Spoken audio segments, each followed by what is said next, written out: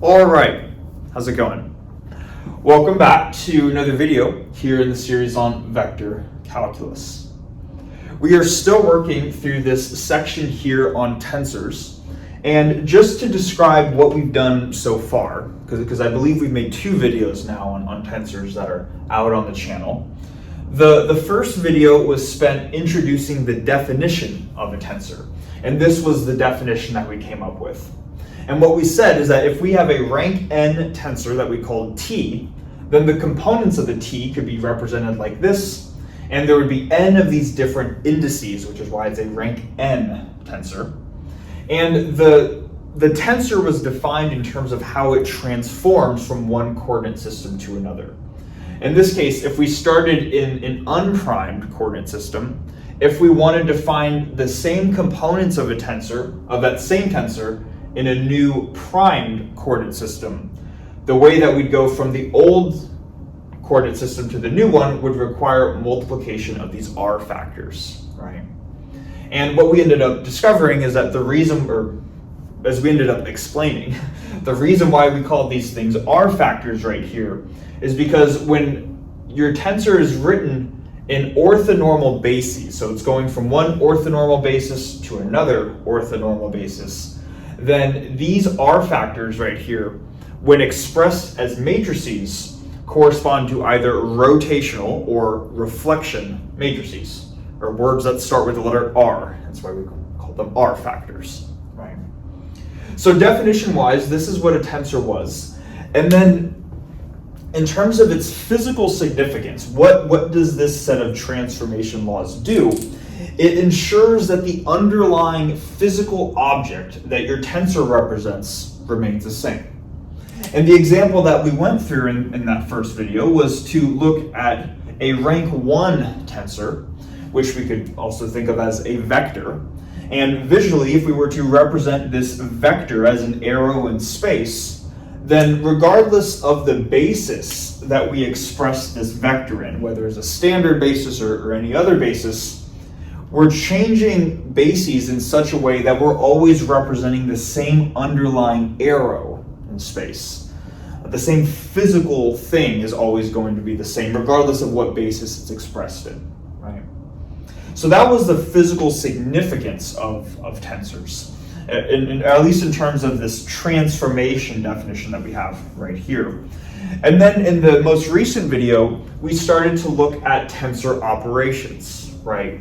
Where we say, okay, now that we understand what a tensor is, how does a tensor interact with other mathematical objects?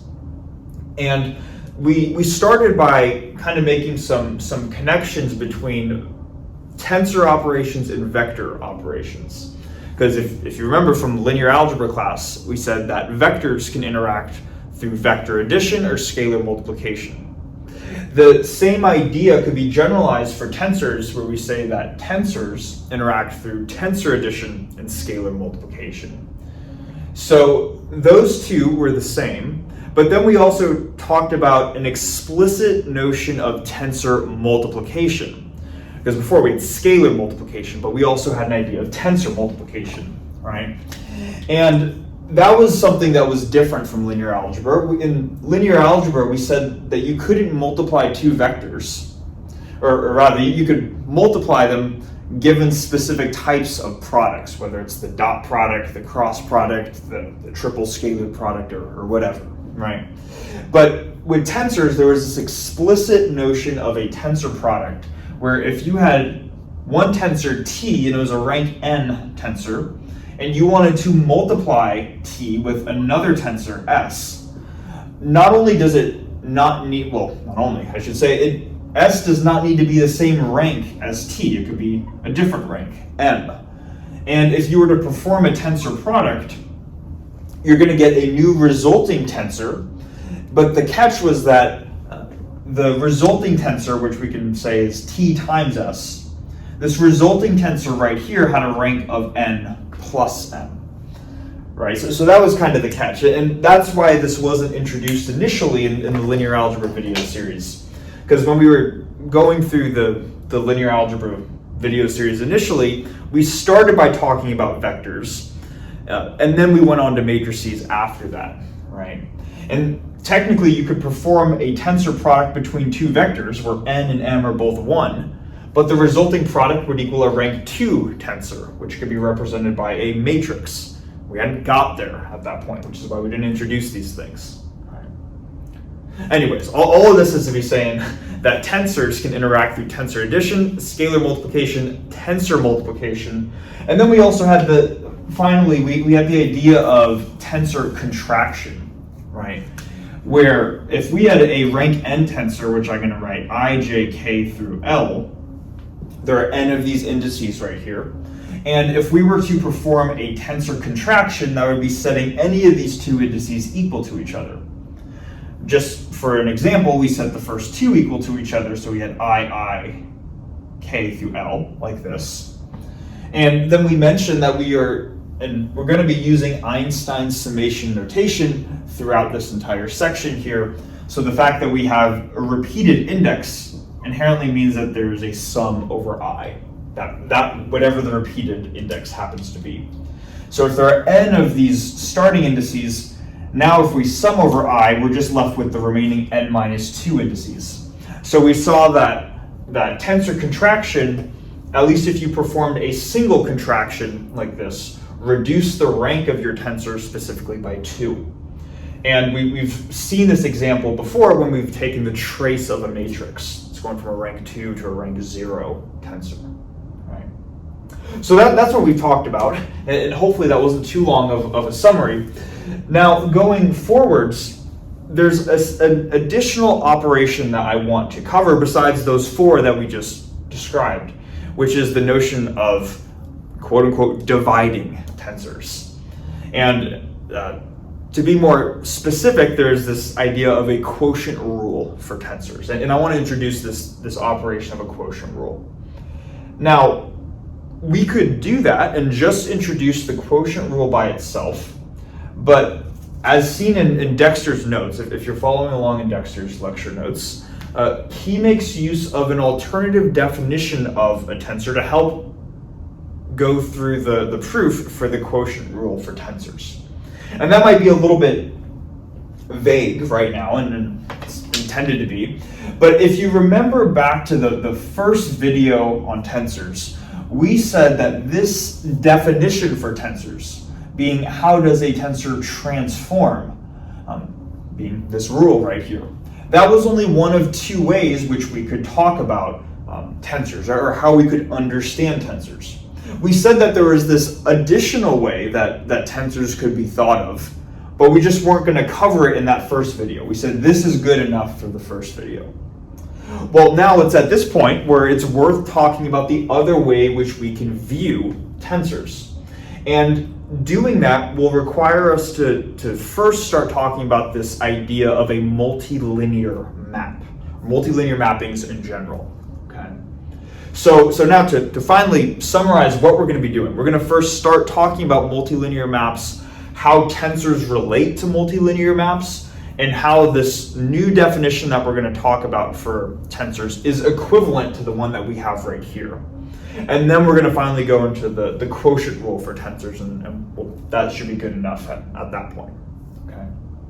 So a lot of stuff. Hopefully all that makes sense. To get started, I'm just going to erase this. We're going to write out just the definition for what a linear map is. And just to be clear too, at the start, a multilinear map will have nothing to do with tensors. It will be just some general multilinear map. And we'll unpack what that means together.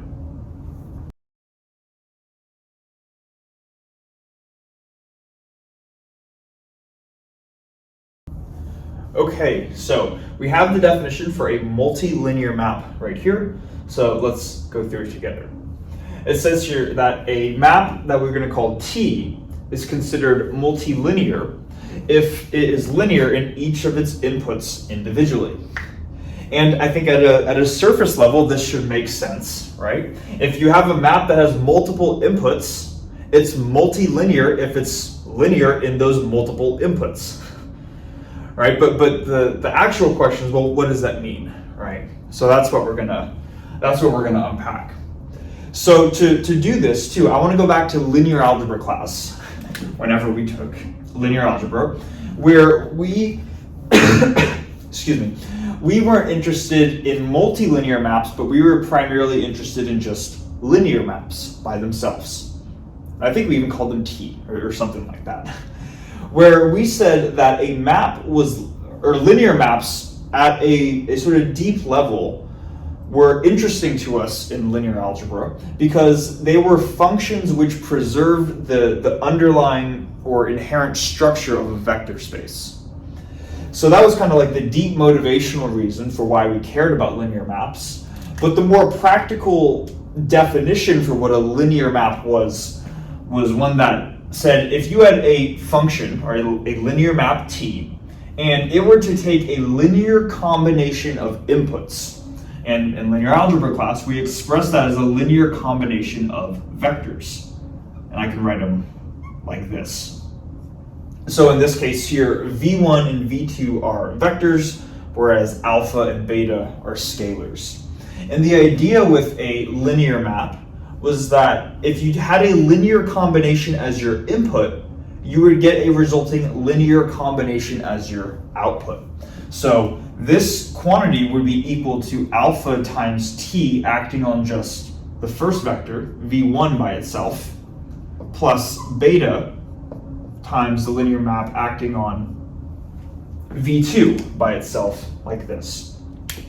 And if you had a function t which satisfied this equation right here, then you would say that your mapping was a linear one. Now, the way that this is going to generalize from just a linear map to a multilinear map has to do with the number of inputs that this function has by itself. So maybe just initially looking at this, we might naively, if we're kind of just quickly glancing at this, we might be confused and think that there are multiple inputs to this function. But we want to keep in mind there's actually only a single input to this function, and that single input is just a single linear combination.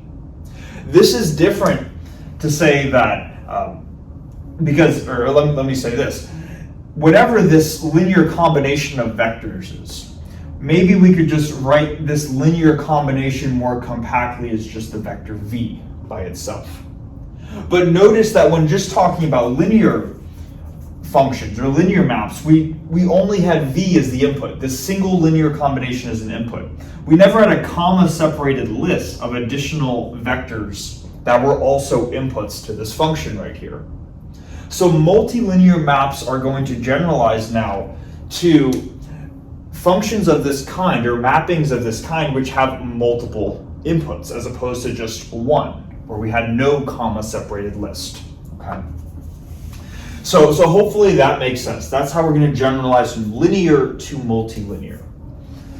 Now, to go to a multilinear map, let's just start with let's just go to the most basic way which we can generalize a linear map, rather than a mapping T having just one input, V. Let's say that it has two inputs, V and W.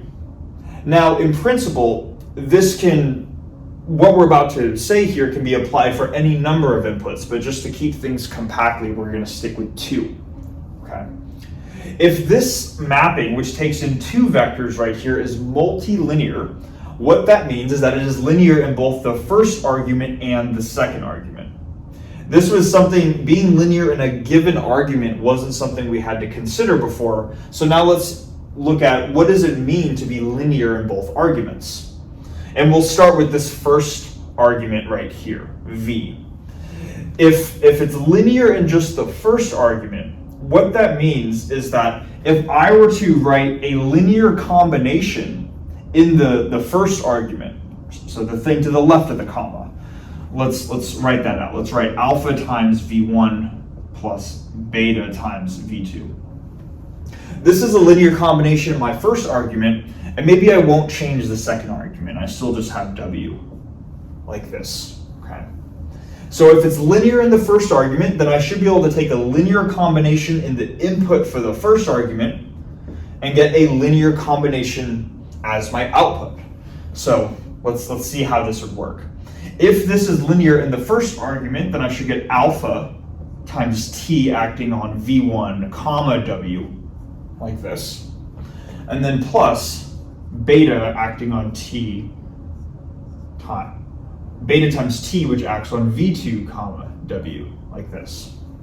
So we see that it's really the same definition as with just a linear mapping. It's just now that if you have multiple inputs, the other ones kind of just stay along for the ride, right? So that's what it meant to be linear in the first argument. If it is linear in the second argument, and maybe we can just write that out quickly, then we could express a linear combination in the input of the second argument. So we're going to have now our first argument, which is v, and then a linear combination here, which we can write as alpha w1 plus beta w2, like this. And it should transform through the same logic, right? So this should end up equaling alpha times t, the first input, tv comma w1, plus beta times t, which acts on v comma w2. Okay. So this top line right here is what it means to be linear in the first argument. Bottom line is what it means to be linear in the second argument. If it's linear in both of these arguments, it is well, in the case of 2, it is a bilinear function, but in an instance of a multilinear function or multilinear map. In the case where you have n of these different inputs for any number of inputs, it will be linear in each of those inputs. It will follow this type of logic for each of those inputs. Okay. So hopefully that makes sense. That is what a multilinear map is. It's going to follow this sort of structure for every single input. Now, to make sure that we're clear on something here, and maybe I'll leave these up. When we introduce linear mappings in linear algebra, again, we said that they preserve the underlying structure of a vector space, but then soon after introducing linear mappings, we quickly moved on to the idea of a matrix. And it turned out that a matrix could be one way in which we represented a linear map.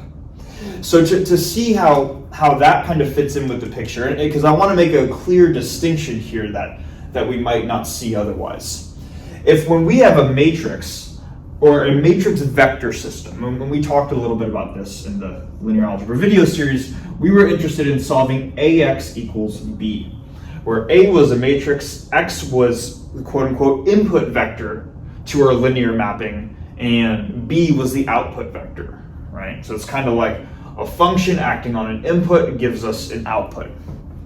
And in this specific case, A is a way to represent a linear map, and it took a vector as an input, and it also produced a vector as the output. To be explicit, I'm going to say that X, let's say we're working in 3 dimensions, for example. For this matrix right here, this would be a 3x3 matrix. Its input vector came from R3, and the output vector also came from R3. So if we're not careful, and this is what I'm trying to get at, if we're not careful, we might think that the dimension of our input needs to match the dimension of our output, because that's the case that we saw in the case of the square matrix. I want to make it clear this does not necessarily need to be true. It does not necessarily need to be the case where your input quantity needs to have the same sort of representation as your output quantity, in this case being a 3-dimensional vector. To be clear here, the only thing that a multilinear map requires is that this quantity is true. But notice that whether we're talking on the left-hand side of the equation or the right-hand side of the equation, we're not talking too much about the specifics of what t does to the inputs. Rather, we're saying when t inputs this, that is the same as when t inputs this plus when t inputs this. So it's also possible, and here's a specific example, that t, and we'll just work with a linear map here, t can take a vector x as an input, represented by this column. So if t takes in a 3D vector, the input comes from R3, but it doesn't need to output a vector. Maybe it outputs a scalar quantity. Maybe it just outputs the sum of these three components, x1 plus x2 plus x3. So the input comes from R3. The output does not come from R3. The output just is a scalar that comes from R. Okay. So I want to make it clear, this would be an instance of a map which is linear, and the specific map for T right here, you could go through the definition to show that this map is linear. But we see that the domain and codomain are not necessarily the same. So it's not a requirement that multilinear maps have the same domain and codomain. Okay. Now, why am I making such a big deal about this? The reason why is because when we relate multilinear maps to tensors, tensors we will see will be an instance of a multilinear map whose domain is not the same as the codomain. So I want to make sure that we're not sort of, I want us to pull from linear algebra in our notion of linear maps, but I don't want us to say all linear maps are matrices, and therefore all linear maps and multilinear maps have the same domain and codomain, because this is a clear example of where that's not the case. Okay. Now, assuming all that makes sense, I'm going to erase this, and I think I'm going to just erase all of it, and then we're going to see how tensors relate to these types of objects called multilinear maps.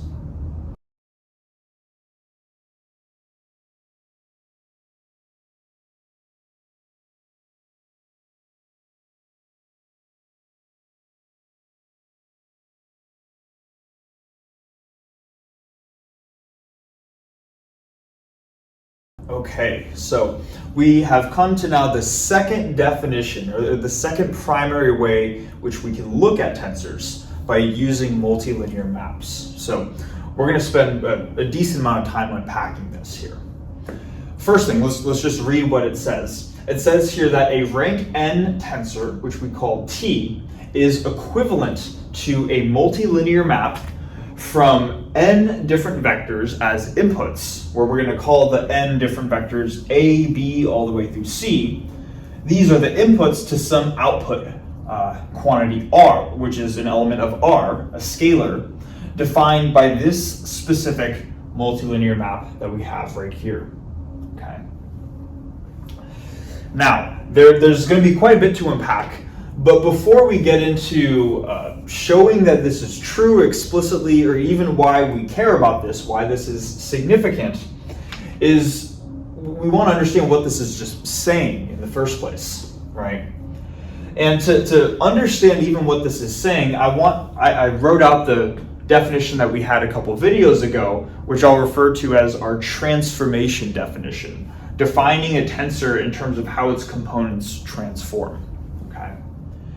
Now, I think the first thing, which is a nice little parallel between this definition and this definition right here, is that when we looked at how a tensor T transformed, the actual definition, this equation that we wrote down, looked at the components of T sub I, J, all the way through K. And we said its components transformed going from one coordinate frame to another. We're seeing within this definition here that we're inherently referring to the components of T as well. So there's this similarity between the two in the sense that we're looking at the components of the tensor. It's just now that in addition to just the components, we also have T by itself. It might not seem like T is by itself, but really what this is saying is that we have T by itself. And when T acts on these different vectors, this is what the output is. Okay.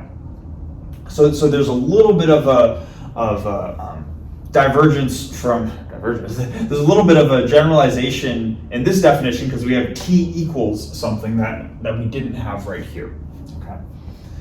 Now, it's saying here that this rank n tensor T is equivalent to a multilinear map. And I want to just stop right there and make sure that we understand this.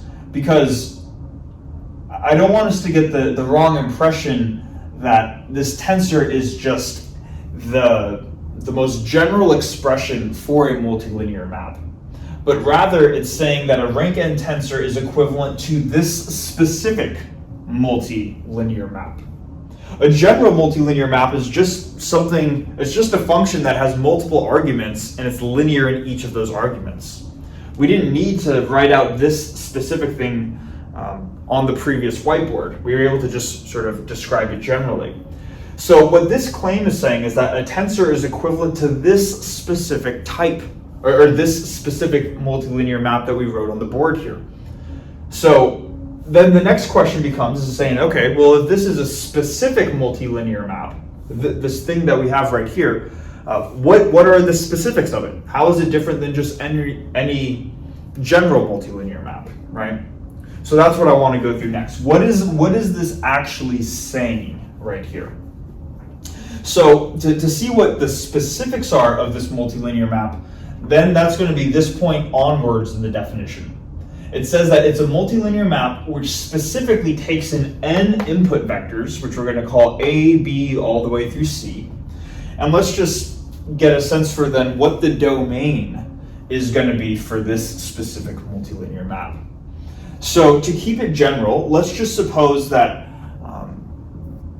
we have each of these vectors right here, and let's suppose that to keep it general, there are n of them. But let's suppose that they all have dimension m. So maybe we can say, and it's different from n, just to show that it can be that way. So we can say that the vector A has components a1 through am. Same thing with the vector B, has components b1 through bm, and so on. Same thing with every vector that's input right here. Then what we would say is that the domain is, well, this first vector is m dimensional, so we'd write Rm. And then whenever we have this comma separated list, that's usually where we involved this product, this direct product right here. So we'd have Rm cross dot dot dot Rn. There would be n of these different direct products that we have right here. Each of them are copies of Rm. So this would act as our domain. Let me just do this. Let's write cross dot dot dot cross Rm like this. And then our codomain, or the output vector space, is not Rm cross, not this long thing, but just R by itself. So it takes an element from here into just R, which is it's a vector space of scalars, right? This is a scalar quantity is what they're saying here. So this is the domain, this is the codomain. I want to make sure we understand the specifics though, beyond just the fact that this is the domain and this is the codomain. In other words, what is really going on here? What is this function t doing when it acts on each of these inputs right here? Now, I guess the answer to that is right here, the right-hand side, saying, well, it's doing this, but let's make sure we understand what this is. So again, we're using Einstein's summation notation here, meaning that whenever there is a repeated index, we inherently sum over that index.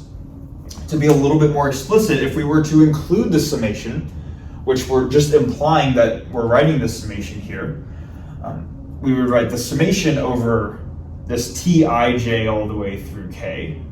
Then we have Ai, Bj through Ck, like this. And then every index that's repeated twice is summed over, right? So I is repeated twice, j is repeated twice, all the way through k is repeated twice. So we'd write sums over I, j, all the way through k. All n of these different indices, because our tensor is rank n, right? So this is really the specifics of what this specific, or I'm saying specifics a lot, of what this particular multilinear map is doing. And then we see that it essentially just sums over different components of these input vectors and multiplies them by a given coefficient. This coefficient right here is the component of your given tensor. Okay. To see kind of a specific example, just to make sure that we're absolutely clear, I want to spend time on this too, right? Because this is the second definition for a tensor. Let's take the case where our tensor T acts on maybe not n different vectors of rank m, or of dimension m, but rather two vectors, a and b.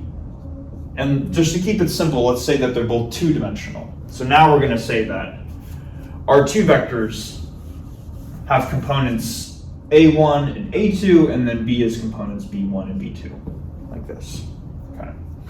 Then in the case where we have two different two-dimensional vectors, then the multilinear map in this case would be, well, it would still be T, and then rather than going ij all the way through k, because this would be n different indices, we only have the number of indices here corresponds to the number of inputs.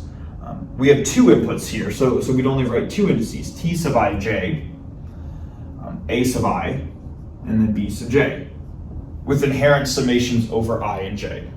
Okay. I'm keeping this as compact as possible so we can actually write this out. If we were to be explicit and sum over I and j, we can write these out. Our first summation over I is the range of our A vector, which has two components. So I goes from 1 to 2. And then the same thing with j. J also goes from 1 to 2. So these summations are inherent in this equation right here. But this is the more explicit way of writing out T sub ij, A sub I, B sub j. And then if we were, because this is short enough, we could just write this then as a sum of four terms. Starting in the case where we have T11, A1B1, plus T12, A1B2, plus, and then the final two terms. So T21, A2B1, plus T22, A2B2. Okay. So realize I'm being very like thorough with writing everything out right here, but this is a specific instance of a case where we're saying this is what the linear map actually outputs. It takes in this case, two different 2D vectors, and it outputs just this scalar quantity. These are all just numbers right here. T11, T12, T21, T22, and then the components A1, A2, B1, and B2. We're just taking a linear combination of scalars, and that's why this output is therefore a scalar, an element of R. Okay. So hopefully that makes sense. Kind of just the first thing. All I want us to get right now is to say, okay, it's some multilinear map. What is the multilinear map? It's specifically this. It's specified by this right-hand side right here. If you were to fully write it out in all of its details, this is what it explicitly outputs. Okay. Hopefully that makes sense. Now, to continue with this, we might be wondering, like we're saying, okay, sure, it's equivalent to this, but why are we doing any of this in the first place, right? So let's try to talk about why we would even go through all this trouble when we have a definition that seemed to work, or hopefully made sense to us a couple videos ago, and hopefully still makes sense to us. And the reason why has to do with kind of this peculiarity that I didn't want to highlight when we were first going through this, but let's highlight it now. So when we were talking about this transformation definition for a tensor, we were saying that it transforms in such a way that whatever your coordinate system is, you're always talking about the same underlying physical object, right? In the case of vectors, we're talking about that same physical arrow in space. So there was this idea of sameness regardless of the coordinate system that we were working in, right? It shouldn't depend on the coordinate system that we're working in. Whatever coordinate system we're working in, we're talking about this if it's a vector, or blank if it's a rank n tensor, whatever that is, right? So now to highlight the weirdness of this, it should seem maybe a little bit odd that if tensors are things that are always the same physical quantity, whatever it is, notice that our definition requires these R factors, which talk about their specifically change of basis matrices. They describe how to change from one basis to another. So we're defining something that doesn't change with that physically, the underlying physical thing doesn't change as we change the basis. But we're defining it in terms of factors that describe how you change your basis. Right? So why are we doing that? Why do we have a definition that involves changing bases, but the underlying thing does not change when changing its basis? There's kind of that sort of oddness to that definition. It should seem like we should be able to come up with a definition that doesn't require specifying a basis or specifying these R factors right here in order to describe it if it's really the same underlying physical quantity.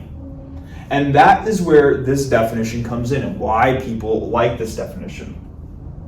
I'll say too, this definition is especially liked in the, I guess, kind of more the pure mathematics community, because it doesn't require, I guess, a specific expression for a basis right here. We never needed to specify a basis within this definition. Okay, so that's kind of the motivation for why some people very much enjoy looking at tensors from this point of view as opposed to this point of view right here. Now, I'll say that people, this is a generalization, of course, and I think to really understand tensors, you should understand them from both this point of view and this point of view. One is not better than the other. But typically, you'll see that people in the pure mathematics community tend to like this sort of clean basis invariant definition for a tensor, being the multilinear map definition, whereas people in the physics community tend to enjoy this transformation definition. Because when you are transforming between coordinate systems, you can think of that as transforming between reference frames. You want your laws of physics to remain the same, and you want to be talking about the same objects regardless of what reference frame you're working in. So different people in different disciplines will tend to prefer to view a tensor from using one definition or another, and the motivation for why they use one viewpoint or another is very different. But again, I think to really understand tensors, you want to have both a clear idea of what this is and of what this is right here. Okay. So hopefully that makes sense. That's why people are using this multilinear map definition. There's nowhere here where we needed to specify a specific basis or a change of basis. Okay. Now, just one more thing before we go on to the equivalent part of this. That's what we're going to do next. But one more thing is that when defining this map right here, we said, okay, this is what a map is. This is what happens if you include the sum. This is a compact example of what the map is. We never showed, up until this point, that the map is multilinear. We simply stated that it is multilinear. Okay. So I want to make sure that up until this point, this is just some function.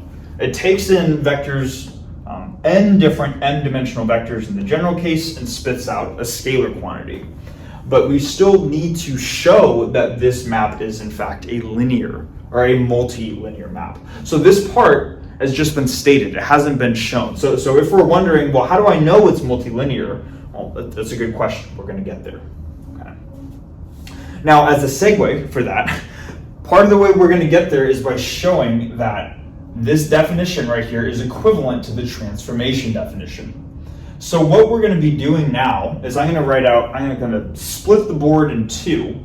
I'm going to keep both definitions up, of course, but we're going to show how if you have a multilinear map, then you have a tensor, and then the converse. We're going to show that if you have a tensor, then you have a multilinear map.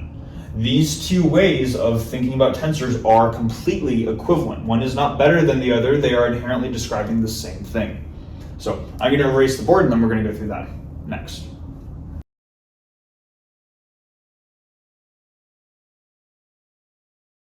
Okay, so on to arguably the most important part of all of this, which is to say that we have this definition, this multilinear map definition here for a tensor, and we're saying, okay, sure, it doesn't involve specific change of basis factors that we have in the transformation definition, but how do we know that this definition here is actually equivalent to this definition? Right now, they might seem like two disconnected ideas. So that's what we're going to be showing with the two halves of the board right here. The first is that we want to say that if we have a tensor, T, can we construct this map right here and have it be multilinear? So that'd be the first half. And then the second half is to say, if we have this multilinear map right here, does that then guarantee that the components, this T, I, J through K, are in fact components of a tensor specifically? All right. Now I'm going to just specify too that I'm only going to show this for the rank n equals 2 case as opposed to the full general rank n case, just to save room on the board here. But generalizing this to a rank n case would just be a matter of doing the same thing that we're doing more times. It'll save the number of dots that I need to write, more or less. Okay. So let's start with this one. If we have a tensor, then therefore, can we construct a map of this form that is multilinear? And the first thing is to say, well, this is math, so we can construct a map however we want. If I have two input vectors A and B, like this, I can define a mapping where these are domain vectors and I have some codomain just because we can do whatever we want, right? So just the act of doing this, of just creating a map of the form Tij, Ai, Bj, like this, that's kind of just given because we can define whatever we want in math, right? But really what we want to show is that this mapping that we kind of just arbitrarily defined is actually a multilinear map. The part of where we gain the power of tensors is the fact that this mapping is multilinear. That's what allows us to preserve the underlying structure. Now, to show that this is multilinear here, I'll just do it in the first element, or in the first input, I should say, and if you want to do it in the second input, I'd say try it yourself and you'll follow the same logic here.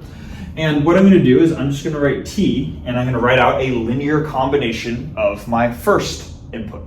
So rather than just a vector A, I'm going to write out alpha times a first vector A plus beta times a second vector, which I'll call C. And then comma the second input, which is B, like this. So if I have a linear combination in my first input, I should get a linear combination as my output, if it's linear in the first element. So that this should equal alpha times T acting on A comma C, or not C, excuse me, B is the second input, right? Alpha times T comma the first input times the second, plus beta times T acting on the first input, which is C comma B, like this. I want to show that for this specific mapping that we define, that this property is true. So let's start by simplifying the left-hand side according to this rule right here. So when T acts on any two inputs, this is the output. So now T acts on these two inputs, so my output, I'm going to start with my factor of Tij, like this. And then I'm going to take the ith component of the first input. In this case, the first input is this quantity. So I'm going to write alpha times A, or let's actually be very thorough with this. I'm going to write my first input, alpha A plus beta C. That's my first input, and I want the ith component of that. And then I want the jth component of my second input. So I'm going to write B sub j, like this.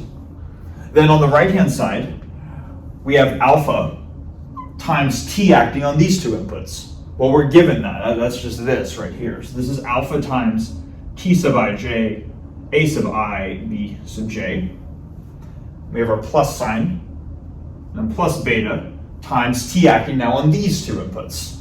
So now we're going to still have t sub ij, and then still the ith component of the first input, which is c sub I times b sub j, like this.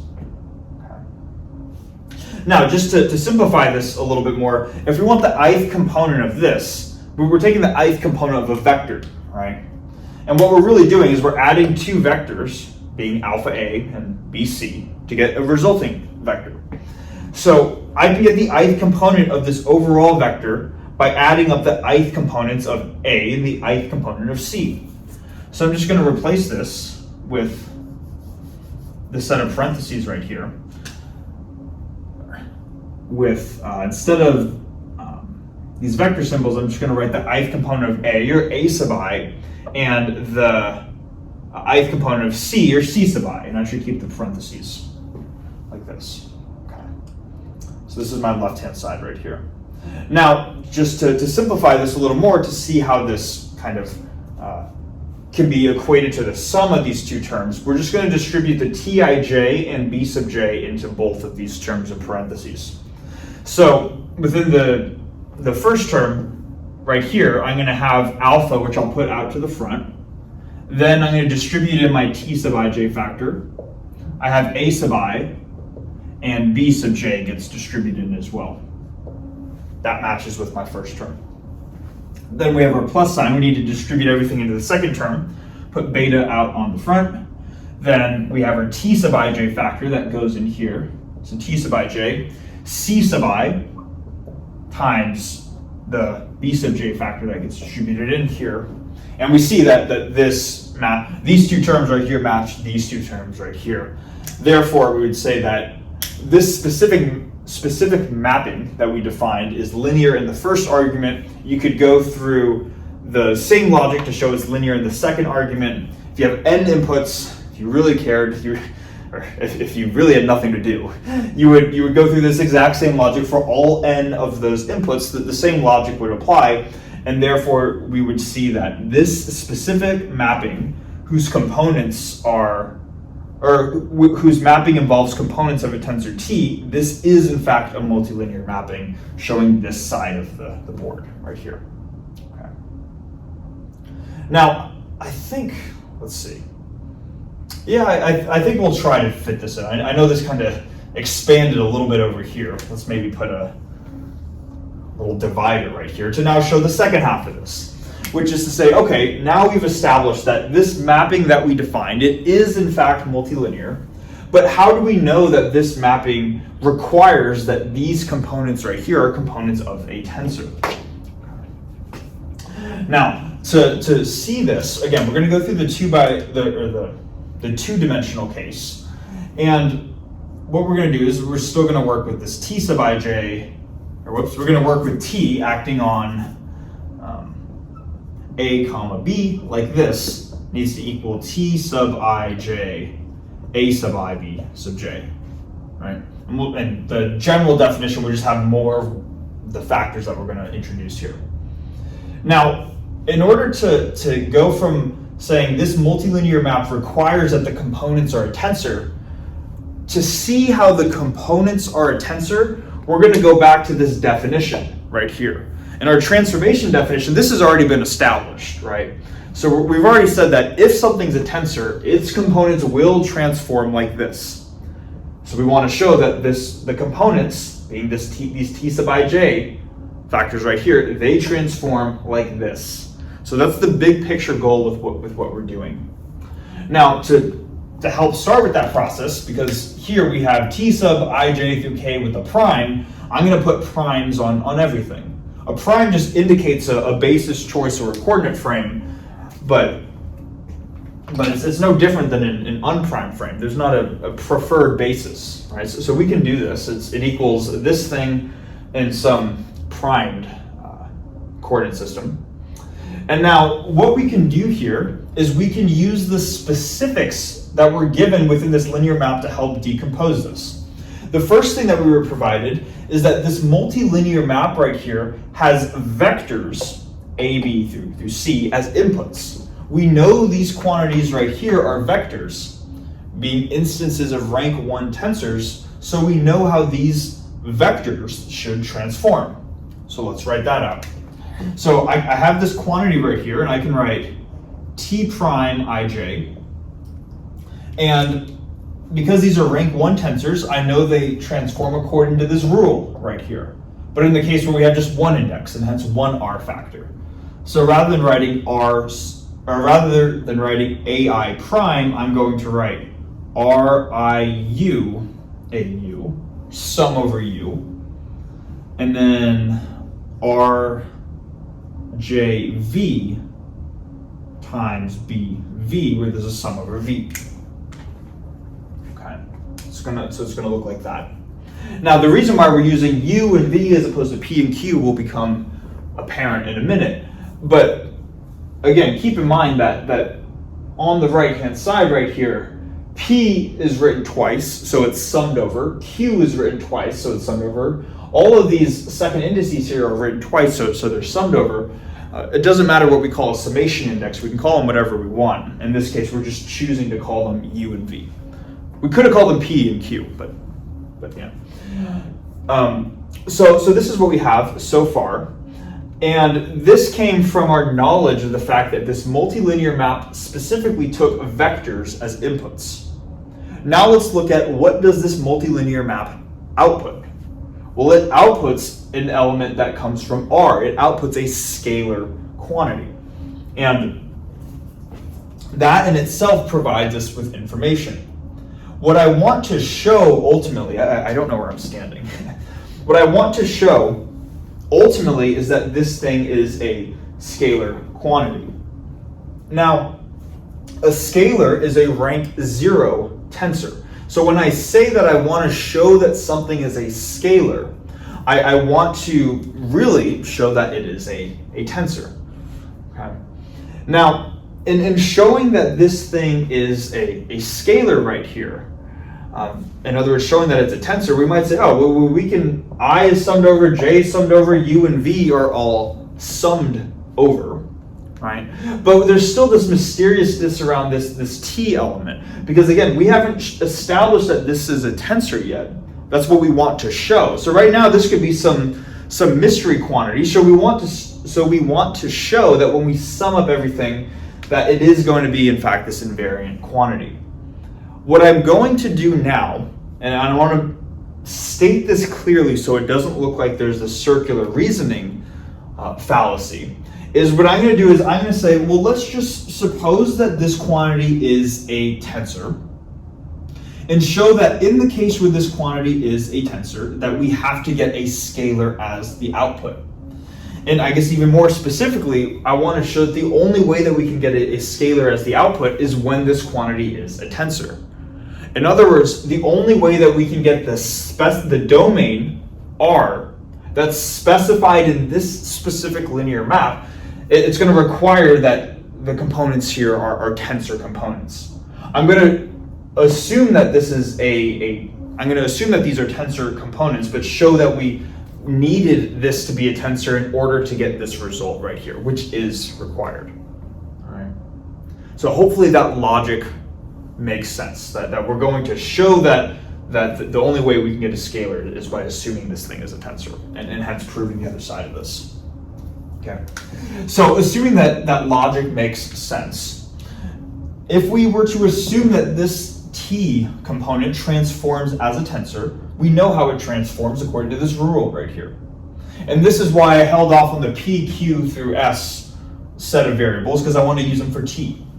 So if T transforms as a tensor, we know that it's equal to RIP times RJQ times TPQ, like this.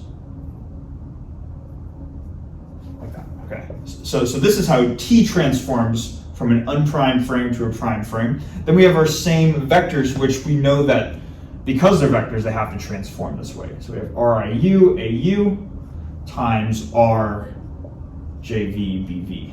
I'm running out of room here. Okay. So this is what we have so far. What I'm going to do now is, because these are all just components of tensors, is I can interchange components with each other, right? These are all just numbers right here. So what I'm going to do is I'm going to rewrite this. So the i's, the r factors which contain i's are the same, or they're grouped together, and the r factors which contain j's are grouped together. So t is the only thing that doesn't contain an I or a j. So let's put that out to the very front. We have t times pq, or t sub pq, like this. And then we're going to have r sub ip, and then r sub iu. RIP, RIU, and then I'll throw in AU there as well. Okay, so those are the factors that contain I. Then let's look at the R factors which contain J. So we have RJQ, and then RJV, JVB sub V, like this. All right. So this is now the resulting quantity that we have. And what we're going to do next is kind of one final step, but to make sure that we understand it, I think this is most easily seen when going from an unprime basis, t sub pq, to a prime basis, t prime sub ij. I want to assume that going from this basis to this basis, I want to assume that they're both orthonormal bases. Okay. In that specific case, we could say that these R factors were matrices that were from the orthogonal group. They corresponded to rotations or reflections. So if these R factors represented orthogonal matrices, let's just go on like a little mini tangent right here. So if we had an orthogonal, it's a long word, orthogonal matrix, then what that meant was that R transpose R equals the identity. Right? Both reflections and rotations have this property right here. So this is the matrix condition for an orthogonal matrix R. But let's work through what this would be component-wise. Okay? So if we were to take the component of any two matrices, it would be the first matrix times ij, that component, times the second matrix jk, right? And you need to have the inner indices, quote unquote, match in order to perform the row by column multiplication. Now, I'm not multiplying R with itself, I'm multiplying the transpose of R with itself. So I have R transpose times this. I can rewrite the transpose so I don't need the superscript T for transpose. And I can rewrite this by just interchanging the rows and columns. That's what we do when we transpose, right? So I can rewrite this as Rj sub I times Rj sub k, like this. So this is my left-hand side right here, and this needs to equal the right-hand side, which is the identity matrix. Now the identity matrix, it's a matrix, so it's going to have two indices. Let's see what those two indices should be from here. Well, we see i's, j's, and k's show up, but j it appears twice, so it's summed over, meaning my remaining two indices are I and k. The way that we represent the identity matrix component-wise is the Kronecker delta symbol with I and k. Hopefully that sounds familiar. So all of this is to say that this product, rji, rjk, is equal to delta ik. Let's use that in the factors right here. And this is why we're requiring that if this is a tensor, it introduces these additional R factors, and these additional R factors have the structure of this right here. Let's see what we mean. So now going back down here, we're going to use this identity. I realize this is getting messy, right? But we're going to use that identity right there in this line. So we have TPQ out front. Now, down here we have RIP, RIU, AU. And here, notice that when the first index on both of these R factors was the same, being J, that gave us a Kronecker delta tensor with indices in the second two spots right here. So same thing is going to be here. The first index is the same, it's I. So the Kronecker delta, or what the resulting product here is a Kronecker delta, which is delta PU. So we have TPQ, and then I'm going to write delta PU, AU, and then same thing over here. J is the repeated index, so this is going to become delta QV, BV, like this. And now one final line, we still have our TPQ factor, TPQ. And then what does a Kronecker delta essentially do? Well, it's only 1 when these indices are the same and is 0 everywhere else. So we can effectively remove the Kronecker delta by setting all the U's equal to P's, and then over here setting all the V's equal to Q's. So by setting the U's equal to P's, we can get rid of this first Kronecker delta, and we're left with A sub P. And then over here, we can get rid of the V on our factor B by replacing it with Q, and that gets rid of this Kronecker delta right here.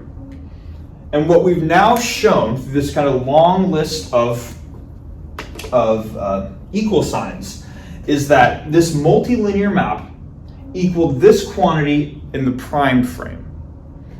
We did a bunch of work to show that in the case where we assumed T was a tensor, this was the result that we got in the unprimed frame. Now, this quantity right here ultimately is the same thing as this quantity right here, and that's the definition of a scalar. A scalar is a quantity which is the same regardless of what reference frame you're working in.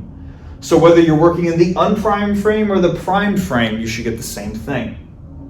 Now, to make this absolutely clear, again, I here is repeated twice, J is repeated twice, so there's summation variables. Same thing with P and Q. But because they're summation variables, I can call them whatever I want. So if we want to make this crystal clear, let's just replace down here P with I and J with Q. If we were to do that, we get T sub ij, A sub I, B sub j. And now it's very clear that this quantity is the same thing as whether or not we put a prime on it. So it's a scalar. So what we see is that we needed these factors, these R factors right here, in order to produce a scalar, in order to produce the specified specified codomain of this linear map, this multilinear map right here. So because we needed T, the components of T, to be tensors in order to produce a multilinear map, what we've ultimately shown is that if we're given this multilinear map right here, then the components T sub ij all the way through K must be components of a tensor. All right. Hopefully that makes sense. I knew that the second one was going to be the long-winded one and the first one was going to be more compact. Okay. But this does show that whether we think of tensor components as components of this multilinear map or getting transformed like this, they are the same thing. Now, finally, what we're going to do, we're going to erase all of this and we're going to get to the quotient rule, the final sort of fundamental property that I wanted to get to, and we'll call it at that point.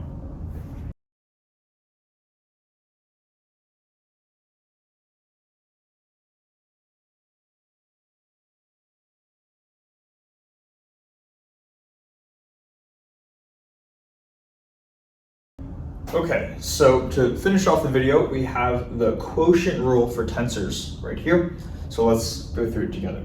It says here that let's suppose this quantity, V sub I all the way through J, is a rank n tensor, so n of these indices.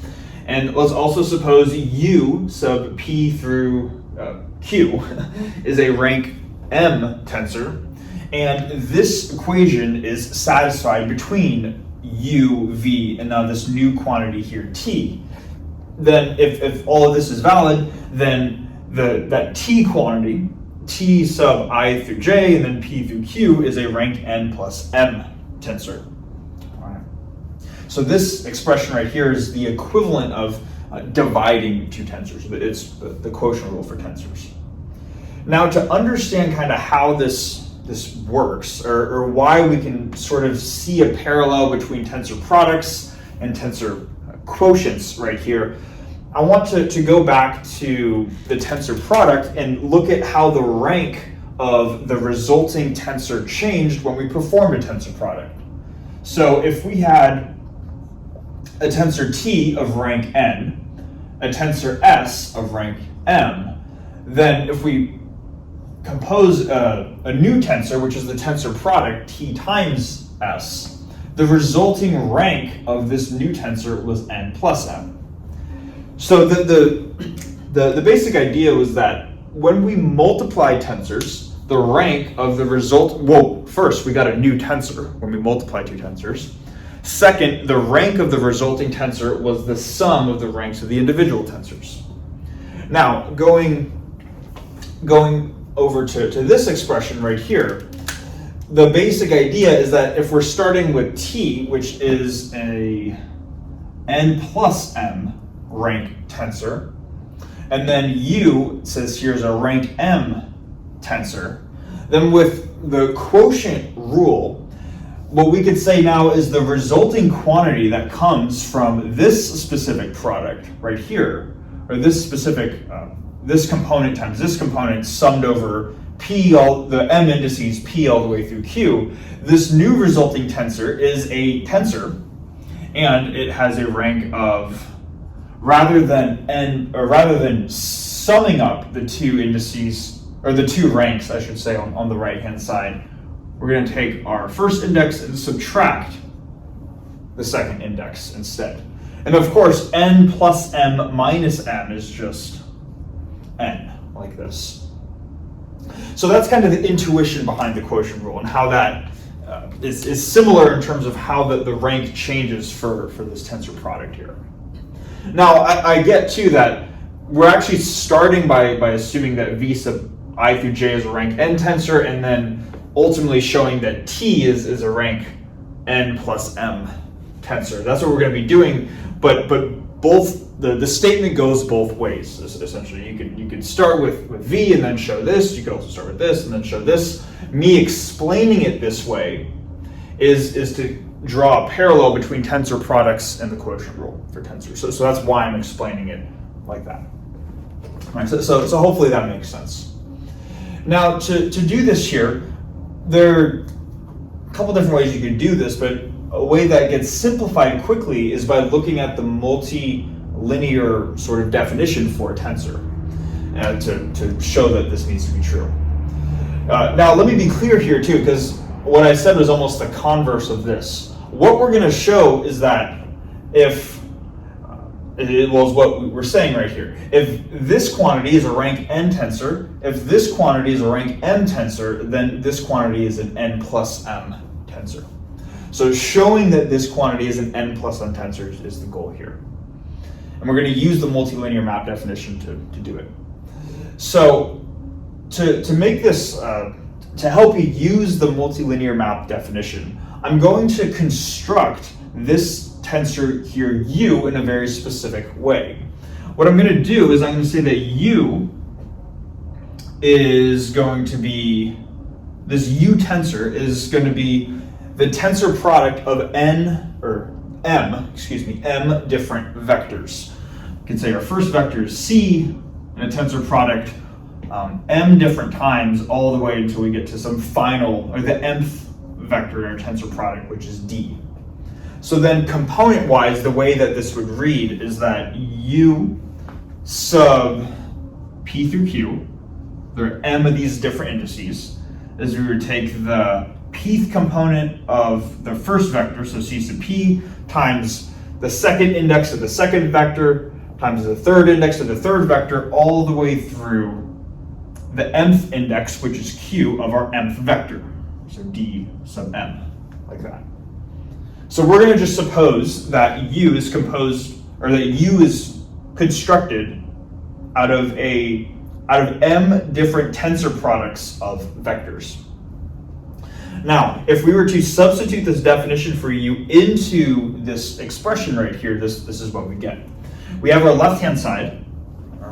Let's do it over here. which is v sub I through j, that equals our t quantity that we want to show as a tensor, so t I through j, and then p through q, like this. And then rather than writing u sub p through q, I'm going to replace that with c sub p multiplied through d sub m. So then we have c sub p, dot, dot, dot, d sub m. I'm including the dot, dot, dots here because it's important to be general with this, but you can see why I didn't want to do this as much in the previous the previous whiteboards. The amount of dot, dot, dots will increase a lot. So this is the expression that we currently have, just kind of substituting in this specific construction for the u, the rank n tensor u. And what I'm going to do now is just recognize that this is an equation. So if I multiply both sides of the equation by the same factor, then the equation is still valid. So what I'm going to do is I'm now going to multiply both sides of the equation by components of n. So n different n different vectors. So now let's define, maybe I'll come up here and I'll say, let's define n vectors, where maybe the first vector is a, and that goes all the way through the nth vector, which we'll call b, like this. And what we're going to do is we're going to multiply both sides by various components of these vectors. Specifically, what we're going to do is on the left-hand side, I have my pre-existing rank n tensor, v, which is v sub I through j. And I'm going to multiply this quantity similarly to how we kind of constructed u. So I'm going to multiply my pre-existing tensor by the first, the first index of v multiplies by that component of the first vector. So if we have v sub I, then we're going to have a sub I. Then the second index we multiply, what am I saying? We multiply this by the second vector here and take the second index of this quantity. So this would be a sub I all the way through b sub j. It's these specific components of these n vectors, a through b, that I'm going to multiply both sides through. So this is my left-hand side. And now on my right-hand side, I have still this t quantity that we don't quite know as a tensor yet. T sub I through j, p through q. We have then these c through d vectors, but I want to first write out the a through b vectors. So we have a, b, c, d. So then we have, multiplying the same thing on the right-hand side, we have a sub I through b sub j. And now I'm going to write c sub p through d sub m. Like that. Why am I writing m? Now this is u sub p through q, right? I apologize. It's getting late. I'm going to just pause for a second here. U sub p all the way through q, the final index should be q, not m. So let me fix that before we go any further. So this is d sub q, which means this needs to be d sub q, which means this quantity needs to be d sub q. Okay. I think we're good on typos, but make sure we're good on that. So this is the expression that we have. Now, what we're going to do here is we're going to make use of our knowledge that v right here is a rank n tensor. And then we also defined n different vectors right here. So this product right here, or this product is specifically a contraction. We're just summing over the n different indices in v. And we're summing over every single index. There are n unique indices in here, and there are n different quantities in here. So because every index gets summed over, what we're left over with on this left-hand side, regardless of what we call it, this is going to be some scalar or a rank 0 tensor. I could write any quantity without an index, but I'll just say scalar to specify this is specifically a scalar quantity right here on the left. We know that to be true because we're contracting tensor-like quantities. This is a tensor. These are vectors, so they're tensors, and we're doing it the same number of times as there are indices. So we have a scalar on the left-hand side, and that equals just the same right-hand side. So we have t sub I, let's do this right, t sub I through j, p through q, times a sub I, b sub j, c sub p through d sub q, like this. And it's at this point where we can make use of the multilinear map definition for tensors, because let's see what we have right here. We have we have our component of our tensor, or of our object. We have a component of our object times a bunch of different vectors. That was and when we contracted all those vectors to get a scalar as our output, to get a real number, an element of R as our output, we said then, therefore, that this corresponded to the specific linear map, multilinear map, of TA all the way through B, and then C all the way through D. And because this is a multilinear map, it is the specific multilinear map, which takes in these quantities, transforms in this specific way, and outputs a scalar, then therefore this quantity right here is a tensor.